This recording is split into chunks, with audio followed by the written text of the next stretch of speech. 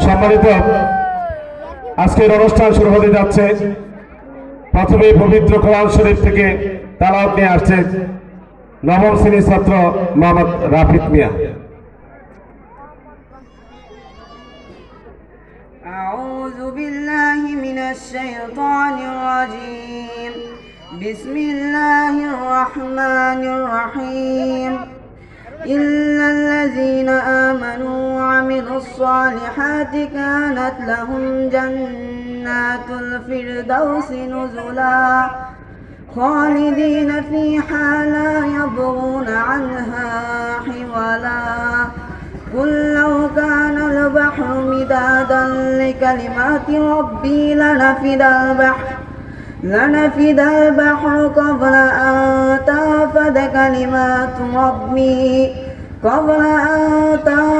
كلمات ربي ولو جئنا بمثله مددا.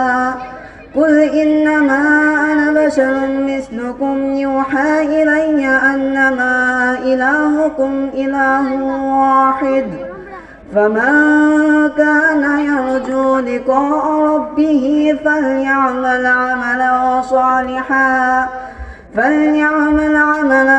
صالحا ولا يشرك بعبادة ربه أحدا.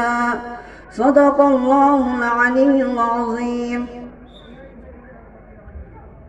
আজকের খেলার সম্মানিত পতাকা উত্তোলনকারী জনাব জালালউদ্দিন ফকির, আপনি যেখানেই থাকেন না কেন, আমি দেখছি আপনি ঘোরাফেরা করছেন, অতি সত্বর মাঠে প্রবেশ করেন। অতি অল্প সময়ের মাঝেই পতাকা উত্তোলন হবে। জনাব মোহাম্মদ সোহেল খান, আপনি যেখানেই থাকেন না কেন